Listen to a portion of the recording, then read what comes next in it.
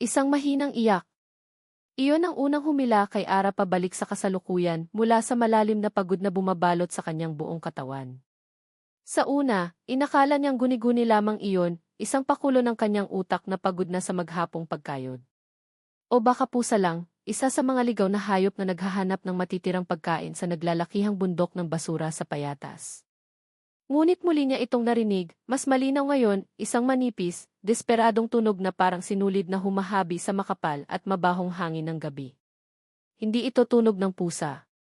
Ito ay iyak ng isang sanggol. Napahinto si Ara sa kanyang paglalakad. Nanlamig ang buo niyang katawan at naramdaman niya ang pagtayo ng mga balahibo sa kanyang batok. Ang tanging ilaw niya ay ang mahinang liwanag mula sa buwan na sumisilip sa mga ulap at ang tanglaw mula sa kanyang mumurahing cellphone. Sa paligid niya, ang mga bundok ng basura ay tila mga natutulog na higante, nagbabanta sa kadiliman. Ang amoy ng nabubulok na pagkain, basang papel, at kemikal ay kumakapit sa kanyang damit at balat, isang pabangong matagal na niyang kinasanayan, ngunit hindi kailanman nagustuhan. Huwag mo nang pansinin, Ara, sabi ng isang bahagi ng kanyang isip. Umuwi ka na. Pagod ka na. Gutom ka na.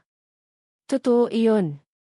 Ramdam niya ang bawat hibla ng sakit sa kanyang likod mula sa maghapong paglalabada, ang hapdi sa kanyang mga daliri mula sa paglilinis ng kuko ng iba't ibang tao.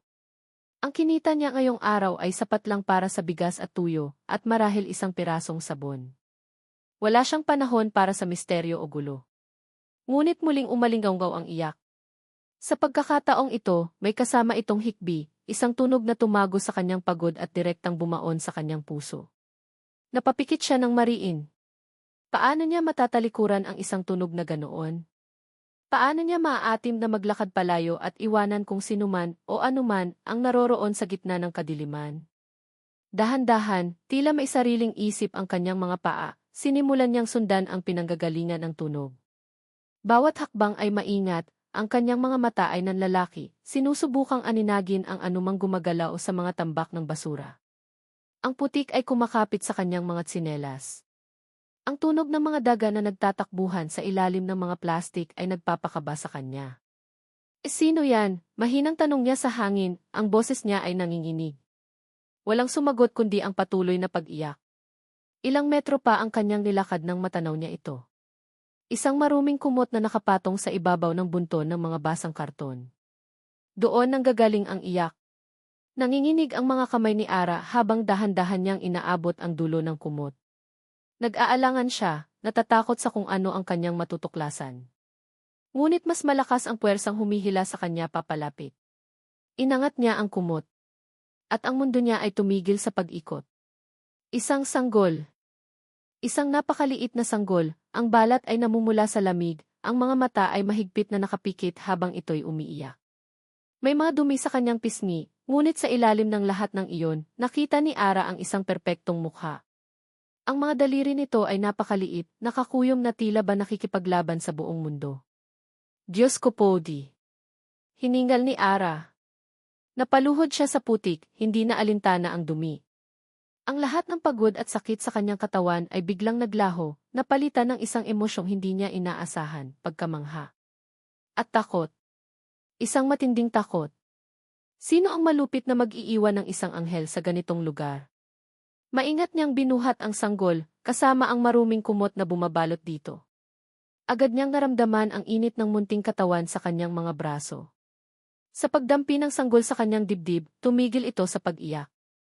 Dahan-dahan itong iminulat ang mga mata, dalawang bilog at maitim na bituin na tumitig sa kanya.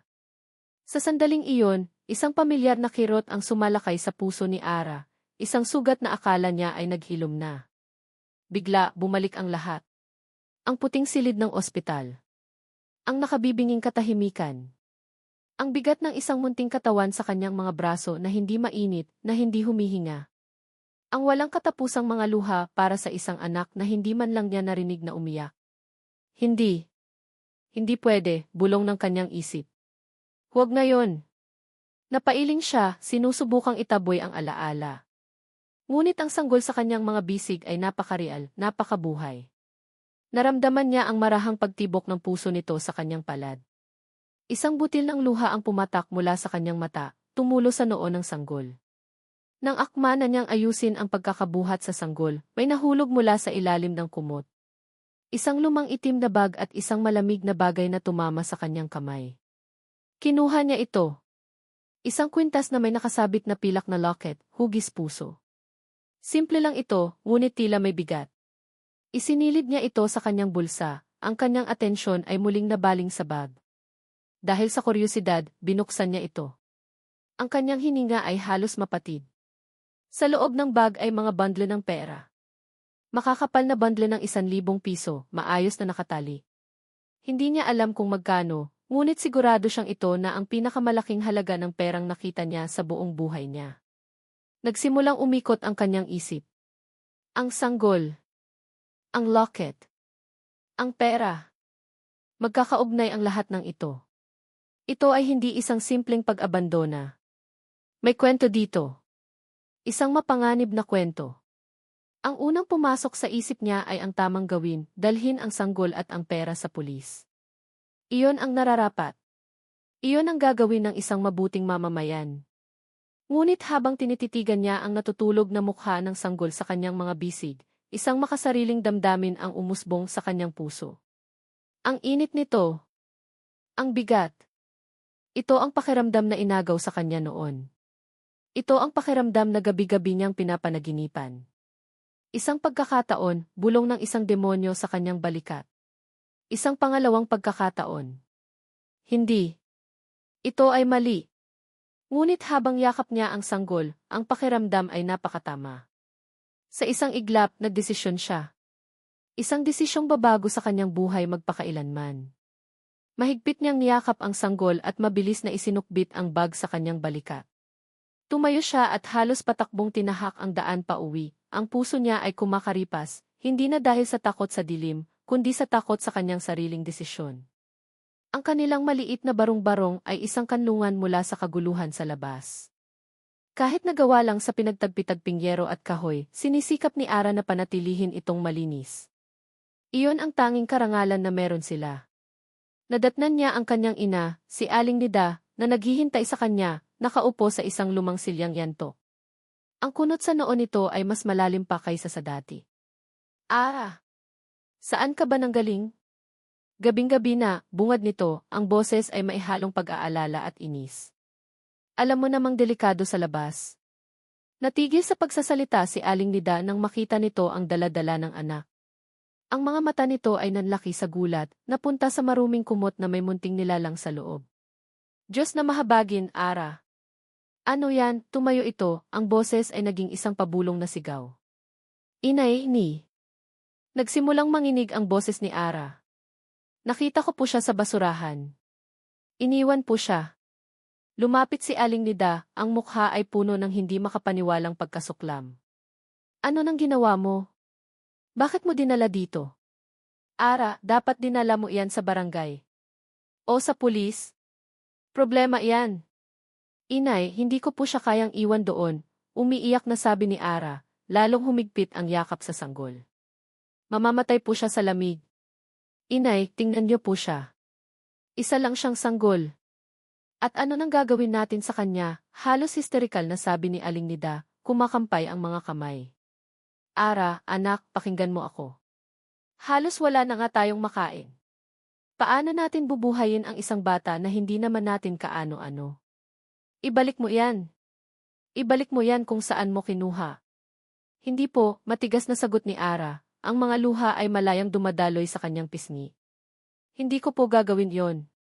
Sa gitna ng kanilang pagtatalo, ang bag na nakasukbit sa balikat ni Ara ay nadulas at bumagsak sa sahig na semento. Bumukas ito at ang laman ay kumalat sa sahig.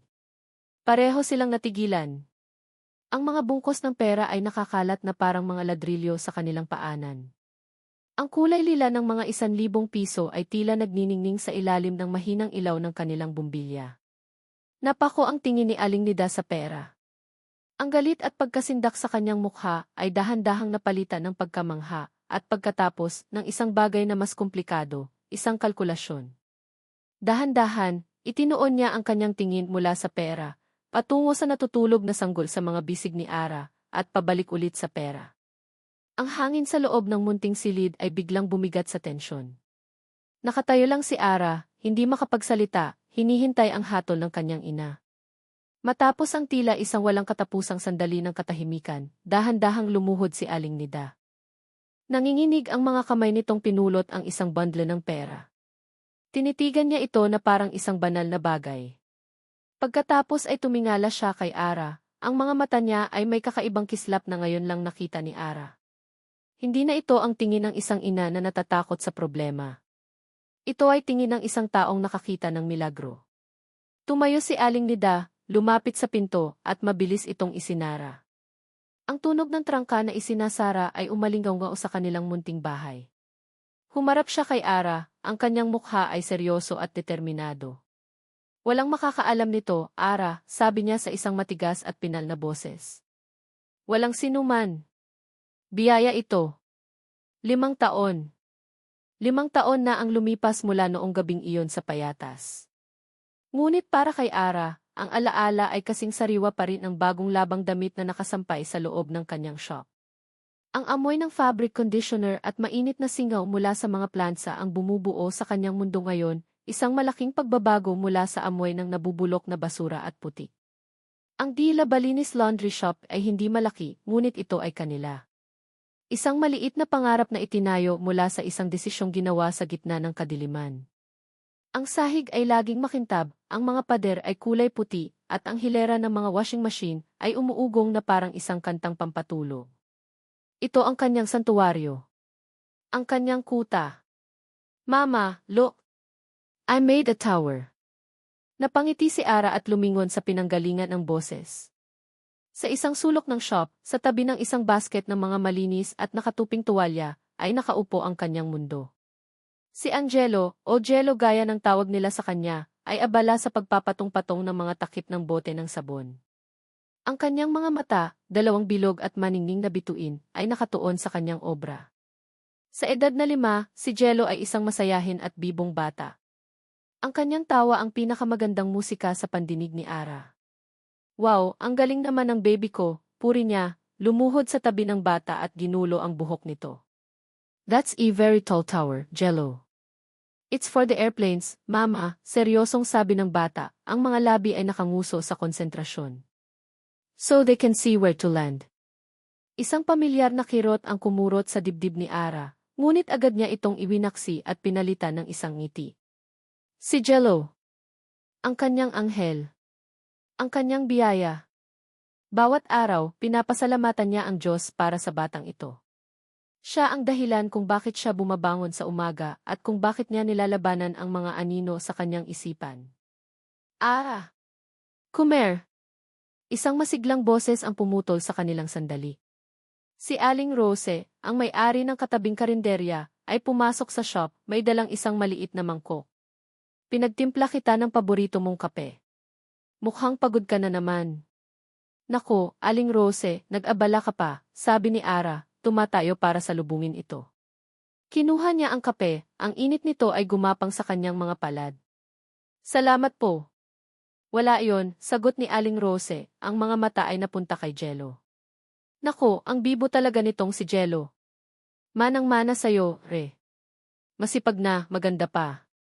Umiti ito ng malapad bago bumaling muli kay Ara. Ay, nga pala. Sa Sabado, mayroon tayong munting salu-salo sa basketball court. Paligan ng mga bata.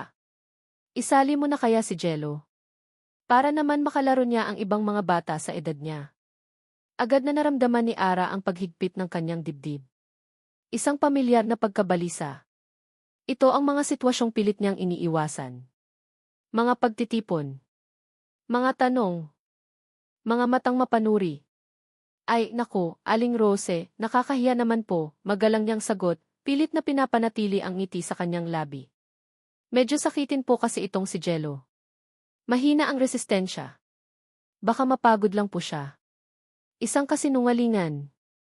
Malusog si Jello, mas malusog pa sa karamihan ng mga bata. Ngunit iyon ang pinakamadaling palusot. Ganoon ba? Sayang naman, nang hihinayang nasabi ni Aling Rose. Sige, sa susunod na lang. Basta, kung kailangan mo ng kahit ano, nandito lang ako, ha? Opo. Maraming salamat po ulit, Aling Rose. Nang makaalis na ang kapitbahay, napabuntong hininga si Ara. Lumapit siya kay Jello at niyakap ito ng mahigpit. Para sa'yo ito, anak. Ginagawa ko ito para protektahan ka. Sa loob ng 5 taon, naging eksperto si Ara sa pagiging isang anino sa sarili niyang komunidad. Magalang ngunit malayo. Palangiti ngunit may pader na nakaharang. Alam ng mga kapitbahay na siya si Ara, ang may-ari ng laundry shop, ang ina ni Jello. Hanggang doon na lamang. Walang nakakaalam ng kanyang buong pangalan. Walang nakakaalam kung saan siya nanggaling. Walang nakakaalam ng sikretong itinatago niya sa ilalim ng sahig ng kanilang maliit na kwarto sa likod ng shop, isang itim na bag na naglalaman pa rin ng malaking bahagi ng perang hindi nila ginalaw. Ang gabi ay ang pinakamahirap na bahagi ng araw para kay Ara. Kapag ang mga makina ay tumigil na sa pag-ugong at si Jello ay mahimbing nang natutulog, doon nagsisimulang magsalita ang mga multo ng nakaraan. Habang nagtutupi siya ng huling batch ng mga damit, nakabukas ang maliit na telebisyon sa sulok. Isang lumang crime documentary show ang palabas, isang bagay na karaniwang hindi niya pinapansin. Ngunit isang partikular na linya mula sa narrator ang nakakuha ng kanyang atensyon. Isang kaso na hanggang ngayon ay nag-iiwan ng maraming katanungan. Ang misteryosong car accident na kumitil sa buhay ng isang dalagang nagngangalang Isabela at ang kasamang pagkawala ng halos 5 milyong piso na hindi na natagpuan. Nabitawan ni Ara ang hawak niyang damit na pambata. Ang kanyang puso ay nagsimulang tumibok ng napakabilis. Napako ang kanyang tingin sa screen. Ipinakita ang isang lumang larawan, isang magandang babae na may mahabang buhok at matamis na ngiti. At sa ibaba ng screen, ang mga detalye, ang petsa ng aksidente, ang lugar, at ang halaga ng nawawalang pera. Tugma. Lahat ay tumutugma. Isang malamig na takot ang gumapang sa kanyang buong katawan. Hindi ito isang simpleng pag-abandona. Hindi ito isang ina na hindi kayang buhayin ang anak. Ito ay mas malaki. Mas madilim. Mas mapanganib. Pumasok si Aling Nida sa shop mula sa kanilang silid, may dalang baso ng tubig. Napansin nito ang paninigas ng kanyang anak sa harap ng telebisyon. Anak, ano ng problema? Tanong nito. Nanginginig na itinuro ni Ara ang screen. Inay. Yung balita. Tingnan niyo po. Sinulyapan ni Aling Nida ang telebisyon. Nakita niya ang larawan ng babae at ang mga detalye. Sa isang iglap, nawala ang kulay sa mukha nito, ngunit mabilis din itong nakabawi. Kinuha nito ang remote control at walang pasabing pinatay ang telebisyon. Huwag mong pansinin yan, mariing sabi ni Aling Nida, ngunit may bakas ng kaba sa kanyang boses. Chismis lang yan. Matagal na yan. Tapos na. Pero inay, paano kung hindi pa tapos, nag-aalalang sabi ni Ara. Paano kung may naghahanap pa rin sa pera? Paano kung hanapin nila tayo? Hanapin nila si Jello. Humarap sa kanya si Aling Nida, ang mga mata nito ay nag-aapoy sa determinasyon. Hinawakan nito ang mga balikat ni Ara ng mahigpit. Ara, makinig ka sa akin. 5 taon na ang nakalipas. Walang nakakita sa'yo. Walang nakakaalam. Ang perang iyon ang nagbigay sa atin ng bagong buhay. Ang batang iyon ang nagbigay sa'yo ng bagong pag-asa. Biyaya sila, naiintindihan mo ba? Ang nakaraan ay nakalibing na. Huwag mo nang hukayin pa. May punto si Aling Nida. Ngunit ang takot ay hindi basta-basta nawawala. Ito ay isang laso na dahan-dahang kumakalat sa kanyang sistema. Paano kung isang araw may kumatok sa kanilang pinto at bawiin ang lahat? Ang shock. Ang buhay. Si Jello. Hindi niya kaya. Hindi niya kakayanin.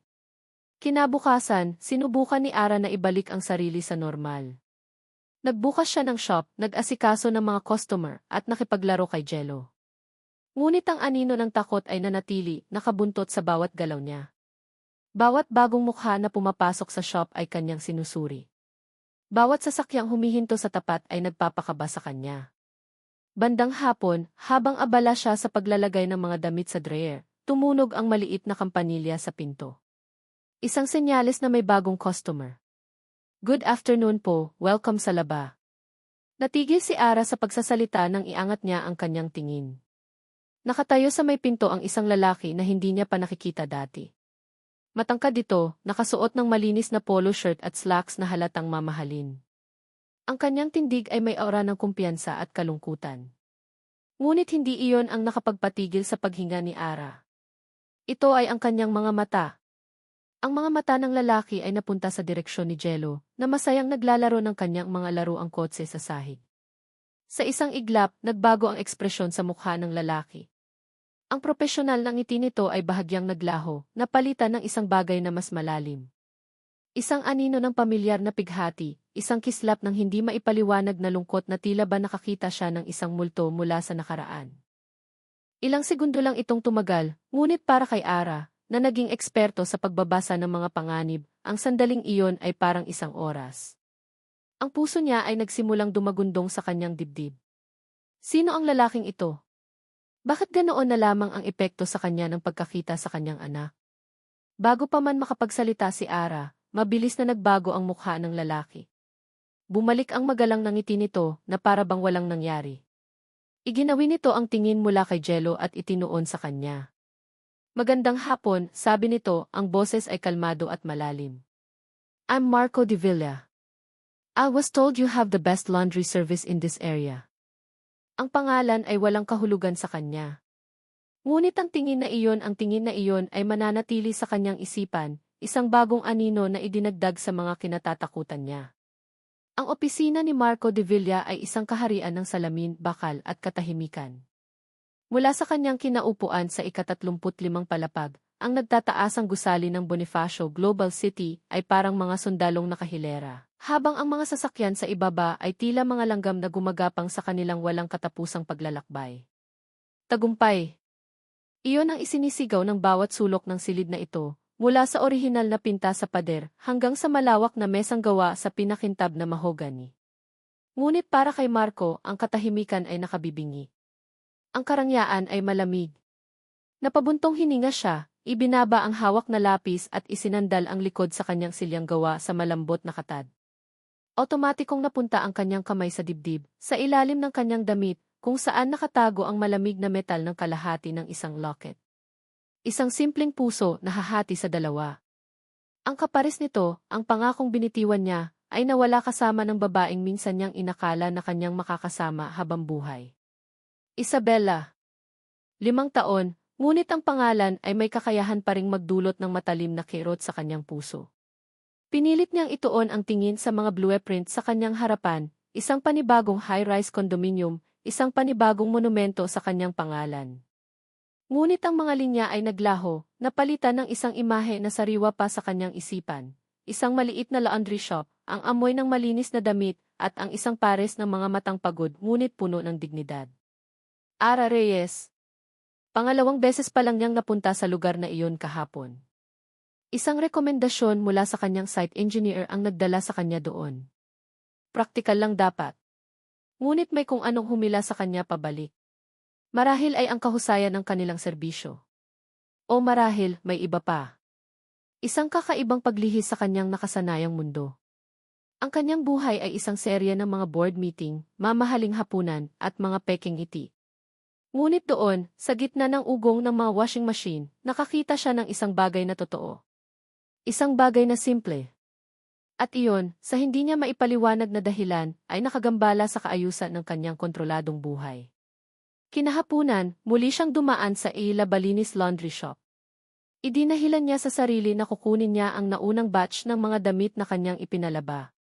Pagpasok niya, ang pamilyar na amoy ng sabon at singaw ay sumalubong sa kanya.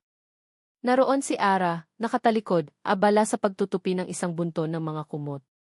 Ang kanyang mga kamay ay mabilis at sanay, ngunit napansin ni Marco ang bahagyang pagkakuba ng kanyang likod, isang senyales ng pagod. Sa isang sulok, nakaupo sa isang maliit na banig, ay si Jello. Ang bata ay seryosong naglalaro ng isang maliit na pulang kotse, gumagawa ng mga tunog ng makina gamit ang kanyang bibig. Isang purong eksena ng kawalang malay. Magandang hapon, bati ni Marco. Lumingon si Ara, bahagyang nagulat. Ay, Sir Marco. Magandang hapon po. Pasensya na po, hindi ko kayo napansin. Mabilis nitong pinunasan ang mga kamay sa kanyang duster bago kinuha ang isang paper bag mula sa ilalim ng counter. Heto na po yung mga damit ninyo. Habang inaabot niya ito, nagtama ang kanilang mga mata. Sa isang iglap, nakita ni Marco ang pag-aalinlangan dito, isang mabilis na pag-iwas ng tingin na para bang ayaw nitong magtagal ang kanilang pagtitigan. Ngunit ang atensyon ni Marco ay naagaw ng batang lalaki. Lumapit siya rito. Mukhang masaya ang laro mo, ah. Tumingala si Jello, ang kanyang malalaking bilog na mata ay walang bahid ng pag-aalinlangan. Umiti ito at sa halip na sumagot, inilahad nito ang hawak na laruan. Isang alok. Isang imbitasyon sa kanyang munting mundo. Natigilan si Marco. Isang simpleng kilos, ngunit may kung anong tumagos sa pader na matagal na niyang itinatayo sa paligid ng kanyang puso. Dahan-dahan niyang inabot ang laruan. Ang kanyang mga daliri, na sanay humawak sa mga mamahaling pluma at mga architectural model, ay nanginginig ng bahagya habang hinahawakan ang mumurahing plastik na kotse. Salamat, sabi niya, ang boses ay halos pabulong. Mula sa kanyang kinatatayuan, napanood ni Ara ang eksena. Nakita ni Marco ang pagbabago sa kanyang mukha, isang halo ng pagmamalaki at pag-iingat. Na para bang sinusuri nito kung anong panganib ang maaaring idulot ng isang estranghero sa kanyang anak. Ang babaeng ito ay isang leona na nagbabantay sa kanyang supling. At sa hindi malamang dahilan, ang realisasyong iyon ay nagdulot ng respeto sa puso ni Marco. Ibinalik niya ang kotse kay Jello, ginulo ang buhok nito, at tumayo. Kailangan ko nang umalis. Inilapag niya ang bayad sa counter. Salamat po, sir, sabi ni Ara, ang boses ay propesyonal na muli. Ngunit habang naglalakad si Marco palabas, hindi niya maiwasang lumingon. Nakita niya si Ara na nakatingin sa kanya, hindi na nag-iiwas.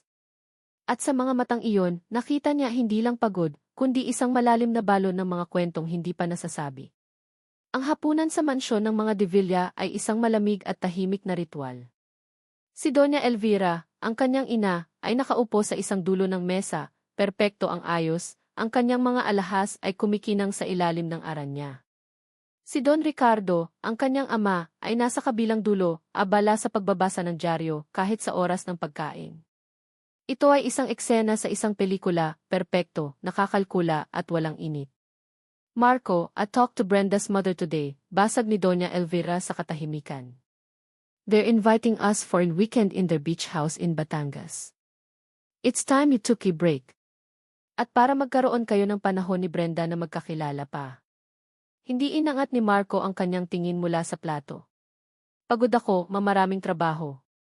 Trabaho, trabaho, laging trabaho, ang boses ng kanyang ina ay tumalas. Anak, hindi ka na bumabata. 5 taon na siyang wala. Hindi mo ba naiisip na panahon na para buksan mo ulit ang puso mo? Brenda is a wonderful girl. She adores you. Napahigpit ang hawak ni Marco sa kanyang tinidor. Ang pagbanggit sa nakaraan ay parang isang kidlat sa isang kalmadong gabi. Huwag, mariin niyang sabi, ang bawat salita ay may bigat. Itinaas niya ang kanyang tingin at sinalubong ang mga mata ng kanyang ina. Huwag natin siyang pag-usapan. Lalo na hindi para lang ikumpara sa iba. Nakita niya ang sakit sa mga mata ng kanyang ina, ngunit mabilis itong napalitan ng frustrasyon. Hanggang kailan, Marco? Hanggang kailan ka magkakaganyan? Hindi na siya sumagot. Tumayo siya mula sa mesa. Nawalan na ako ng gana. Aakyat na ako. Habang paakyat siya sa malawak na hagdanan, naramdaman niya ang mga pader ng mansyon na unti-unting sumisikip sa kanya. Ang karangyaan ay naging isang kulungan. Ang pagmamahal ng kanyang ina ay naging isang kadena. Kailangan niya ng hangin. Kailangan niya ng katotohanan. Muli, natagpuan niya ang sarili sa loob ng kanyang kotse, nagmamaneho ng walang direksyon, hanggang sa ang mga pamilyar na ilaw ng Novaliches ay gumabay sa kanya. Malapit nang magsara ang Labalinis shop. Nakita niya si Ara sa labas, winawalis ang harapan ng kanyang tindahan, habang si Jello ay nakaupo sa isang maliit na bangko, masayang kumakain ng ice cream.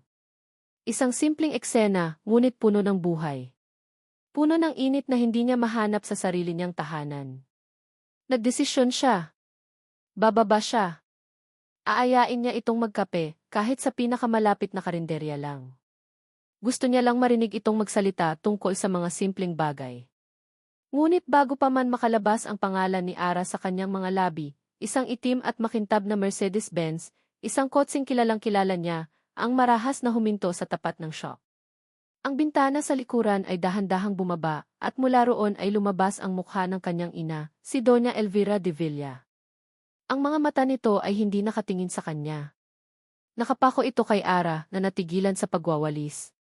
Sinuri siya ni Doña Elvira mula ulo hanggang paa, mula sa kupas nitong duster hanggang sa pagod nitong mga tsinelas.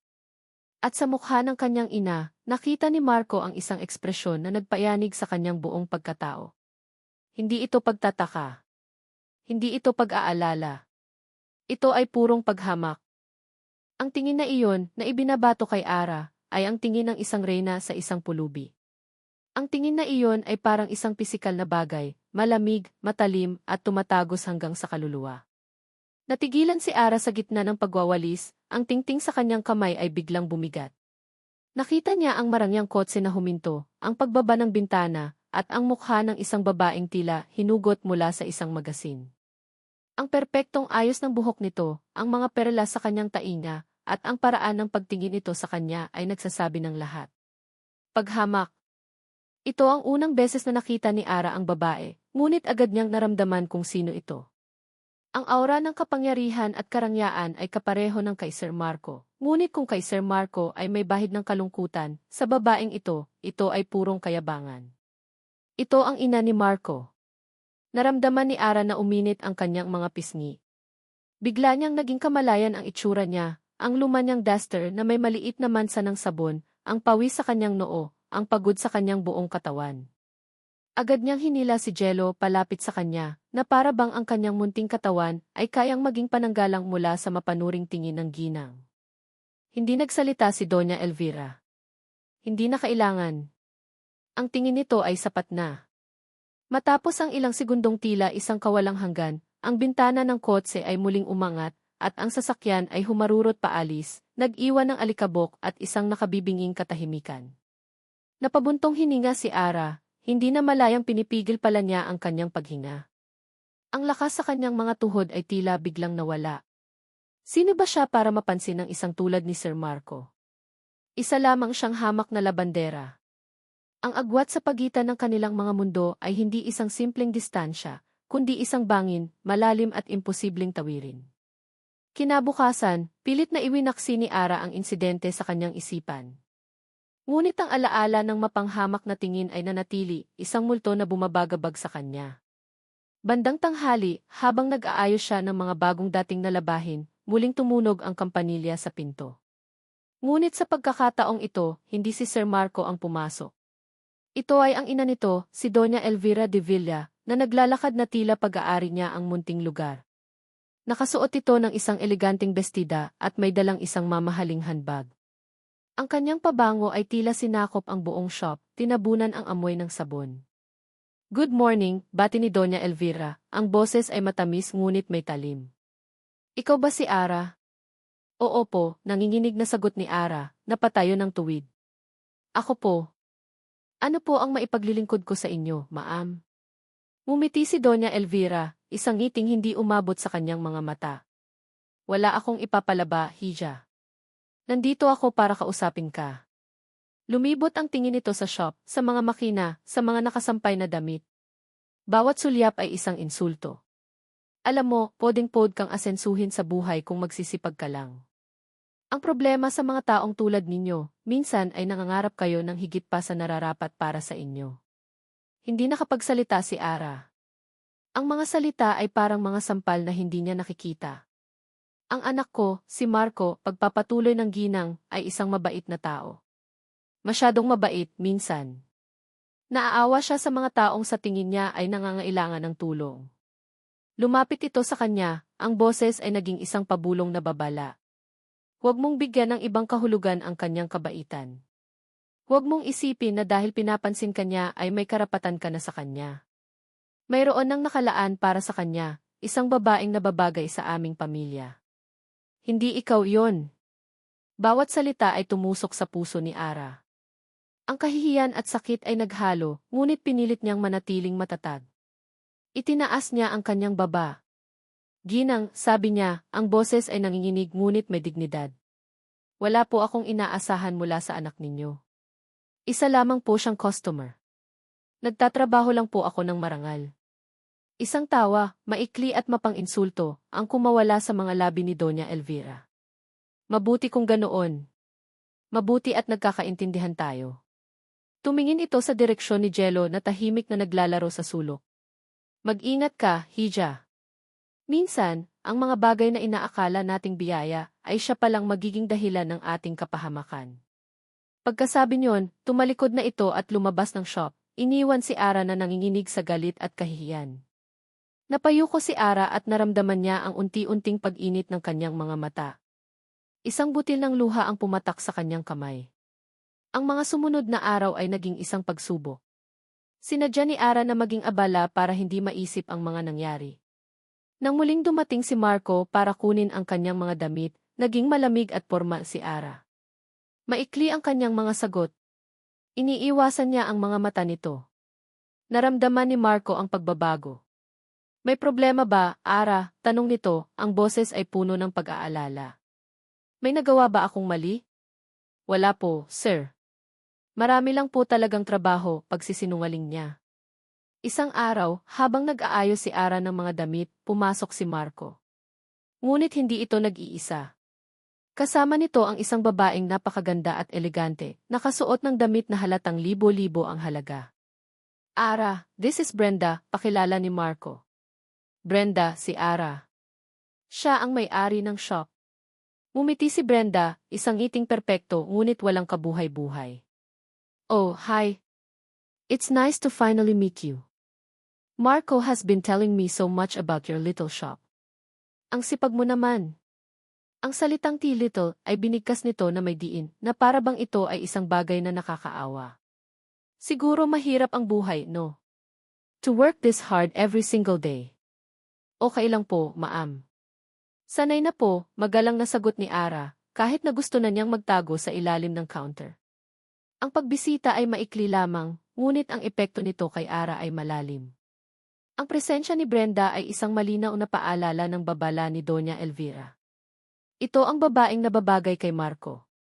At si Ara? Siya ay isang anino lamang sa kanilang makinang na mundo. Sa gitna ng lahat ng emosyonal na kaguluhang ito, isang bagong takot ang nagsimulang umusbong. Napansin ni Ara ang isang lalaki. Nakatayo ito sa kabilang kalsada, malapit sa isang poste, madalas tuwing dapit hapon. Hindi niya maaninag ng mabuti ang mukha nito. Palagi itong nakasuot ng itim na jacket at baseball cap. Hindi ito gumagawa ng kahit ano. Nakatayo lang ito roon. Nagmamasid. Sa una, inisip niyang nagkakataon lang. Ngunit nang maulit ito sa ikatlong pagkakataon, nagsimula ng kumabog ng malakas ang kanyang dibdib. Ang balita sa Sisi, ang nawawalang pera. Ang babala ni Aling Nida. Lahat ay bumalik sa kanyang isipan. Isang gabi, habang isinasara niya ang shop, nakita niya ulit ang lalaki. Sa pagkakataong ito, mas malapit ito ng kaunti. Nang magtama ang kanilang tingin, mabilis itong tumalikod at naglakad palayo. Dali-daling pumasok si Ara sa loob, hinila si Jello, at nilock ang pinto. Nanginginig ang kanyang buong katawan. Hindi na ito isang simpleng takot. Ito ay isang tunay na panganib. Gabi-gabi, binabagabag siya ng mga bangungot. Mga aninong humahabol sa kanya, sinusubukang kunin si Jello. Isang gabi, hindi na niya kinaya. Naghihintay siya ng customer nang marinig niya ang boses ni Brenda mula sa labas, kausap ang isang kaibigan sa cellphone. Girl. Kawawa nga as the laundry girl. Ay naku, mukhang desperada. I'm sure she's trying to trap Marco. Alam mo na, poor girl's ticket out of poverty. Hindi na napigilan ni Marco, nakararating lang para sana muling kausapin si Ara, ang sarili. Narinig niya ang bawat salitang binitiwan ni Brenda. Isang malamig na galit ang gumapang sa kanyang sistema. Brenda. Ang boses ni Marco ay mababa at puno ng otoridad na nagpatigil sa pagtawa ng kausap ni Brenda sa kabilang linya. Napalingon si Brenda, ang mukha ay puno ng pagkagulat, hindi inaasahan ang pagdating niya. Marco. Darling. I heard what you said. Puto ni Marco, ang kanyang mga mata ay madilim at walang emosyon. Lumapit siya, bawat hakbang ay may bigat. Ara is one of the most decent and hardworking people I've ever met. She doesn't deserve to be talked about that way. Especially not Kisayu. Natigilan si Brenda. Ang kanyang mukha ay namula sa hiya at galit. Marco, it was just a joke. Girl talk. You're being too sensitive. There's nothing funny about looking down on people, Maring sabi ni Marco. If this is how you talk about others, then I don't think I want to be around you. Hindi na niya hinintay ang sagot nito. Nilampasan niya si Brenda na parang hangin at pumasok sa loob ng shop. Nakatayo si Ara sa likod ng counter, nakayuko, ang mga balikat ay nanginginig. Malinaw na narinig niya ang lahat. Ang kahihiyan ay malinaw sa kanyang mukha. Dahan-dahang lumapit si Marco. Ang galit niya kay Brenda ay napalitan ng isang malalim na awa at pagsisisi para kay Ara. Kasalanan niya ito. Ang pagpasok niya sa buhay nito ang nagdala ng lahat ng gulo. Ara. Mahina niyang simula. Hindi tumingala si Ara. Umalis na po kayo, sir, pabulong nitong sabi. Ayoko na po ng gulo. Huwag mong pakinggan ang sinasabi nila, Ara. Mahalaga ka. Mahalaga ka sa akin. Ang mga salita ay lumabas mula sa bibig ni Marco bago pa man niya ito mapigilan. At sa sandaling masabi niya ito, nalaman niyang totoo iyon. Higit pa sa pagiging isang customer, higit pa sa awa. Mayroon ng mas malalim. Itinaas ni Ara ang kanyang ulo. Ang kanyang mga mata ay puno ng luha, isang halo ng sakit, pagkalito, at isang kislap ng isang bagay na hindi masabi ni Marco kung ano. Bakit, tanong nito, ang boses ay basag. Bakit niyo po ito ginagawa? Magkaiba po ang mundo natin. Then let me show you the world, sabi ni Marco, ang kanyang boses ay puno ng isang bagong determinasyon. Tinitigan niya ito ng diretso sa mata, handang harapin ang lahat ng pag-aalinlangan nito. Papayag ka bang lumabas kasama ko? Isang totoong date. Tayo lang dalawa. Natigilan si Ara. Ang tanong ay nakabitin sa hangin, isang tulay na inaalok sa pagitan ng kanilang dalawang magkaibang mundo. Sa labas, ang ugong ng mga sasakyan ay nagpatuloy. Sa loob ng shop, ang tanging maririnig ay ang tibok ng dalawang pusong nasa saang daan. Ang sagot ni Ara ay hindi lang isang simpleng, o hindi. Ito ay isang desisyon na magtatakda kung tatahakin niya ang tulay na iyon o mananatili sa pampang kung saan siya ligtas at nag-iisa. Ang hi ni Ara ay hindi isang masayang sigaw o isang mabilis na pagsang-ayon. Ito ay isang mahinang bulong, halos hindi marinig sa ugong ng mga washing machine, na puno ng pag-aalinlangan at takot. Ngunit para kay Marco, ang mahinang salitang iyon ay umalingaw na parang isang napakalakas na kampana. Isang tagumpay. Isang simula.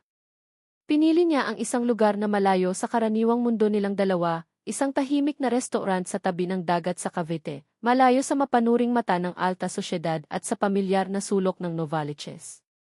Gusto niyang bigyan si Ara ng isang gabi kung saan siya ay si Ara lamang, hindi ang tila bandera, at siya ay si Marco, hindi ang kisi. Pagdating niya para sunduin ito, lumabas si Ara mula sa likod ng shop suot ang isang simpleng bestida na kulay asul. Luma na ito, halata sa bahagyang pagkupas ng kulay, ngunit malinis at maayos na naplansa. Ang kanyang buhok ay nakapusod ng simple, at ang tanging palamuti sa kanyang mukha ay ang kaba sa kanyang mga mata. Ngunit para kay Marco, siya ang pinakamagandang babae sa buong mundo. Handa ka na, tanong niya, isang ngiti ang sumilay sa kanyang mga labi. Tumango lang si Ara, ang mga kamay ay pinaglalaruan ang lailayan ng kanyang bestida. Ang biyahe ay tahimik sa simula. Naramdaman ni Marco ang pader na nakapalibot kay Ara, isang pader na itinayo ng karanasan at pag-iingat. Ngunit habang papalayo sila sa syudad at papalapit sa dagat, unti-unti niyang naramdaman ang pag-relax nito. Nagsimula itong magtanong tungkol sa mga dinadaanan nila, at nagsimula siyang magkwento tungkol sa kanyang trabaho bilang arkitekto, hindi ang tungkol sa mga malalaking kontrata, kundi ang tungkol sa sining ng paglikha ng mga espasyo, ng mga tahanan. Sa restaurant, habang nakaupo sila sa isang mesang tanaw ang paglubog ng araw, nagsimulang maglaho ang pader. Nagkwento si Ara tungkol sa mga nakakatawang hiling ng kanyang mga customer, sa mga pangarap ni Jello, sa kung paano niya natutunang ayusin ang sira-sirang washing machine ng mag-isa. Sa bawat kwento, mas lalong humanga si Marco sa kanyang katatagan at sa simpleng kagalakan na nakikita niya sa maliliit na bagay. hindi ka ba napapagod? Tanong ni Marco. Ngumiti si Ara, isang tunay na ngiti na nagbigay liwanag sa kanyang mukha.